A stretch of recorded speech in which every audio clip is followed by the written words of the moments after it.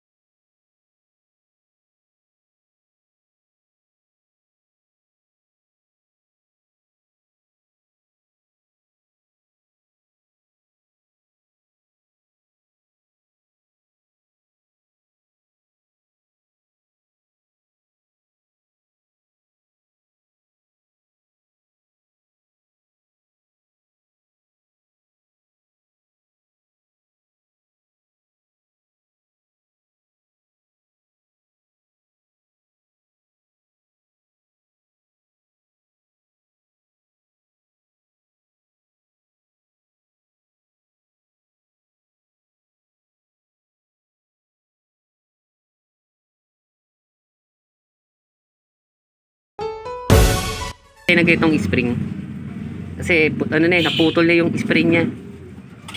So yun ang kailangan hanapin natin guys. Kinalawang yung ganito putol. So ito guys yung putol putol na siya kasi tumutulo yung tubig. Ayan, so dapat ganito siya kahaba. So maghanap tayo ng ganitong spring o gagawa tayo. Tingnan natin kung ano mangyayari. So guys, wala kaming nakuwang spring na parehas na ganito. So ito yung kinuha na, ito yung nabili niya sa motor shop. Masyado matigas guys Ito naman kumuha kami. Palaki mo lang ako. Palaki mo na lang. Ito, may napulot na, may nakuha kami sa may vacuum. Ayan na lang galagay. Kasi ito yung lalakabit natin. Dodoble na lang natin ito guys. Para kung sakaling tingnan natin kung may papasok natin guys. Mamaya na lang kaya guys.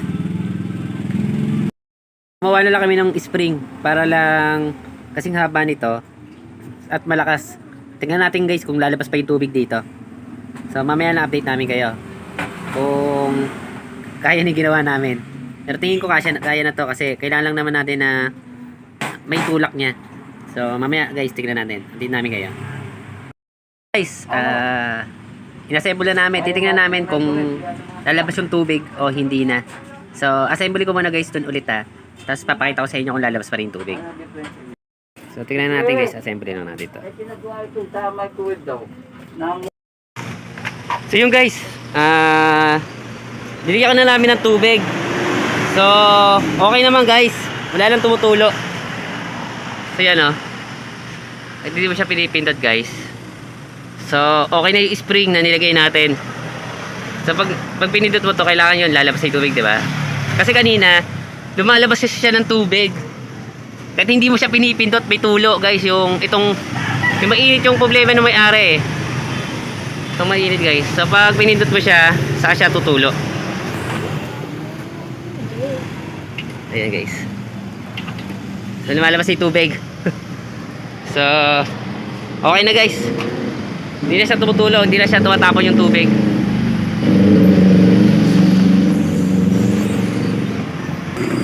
Lagyan natin siya ng tubig. So yun guys. Ayun, wala nang tulo ah. So kahit pinuti ko na siya dito, saka siya lalabas. Okay ito. So, okay na siya guys.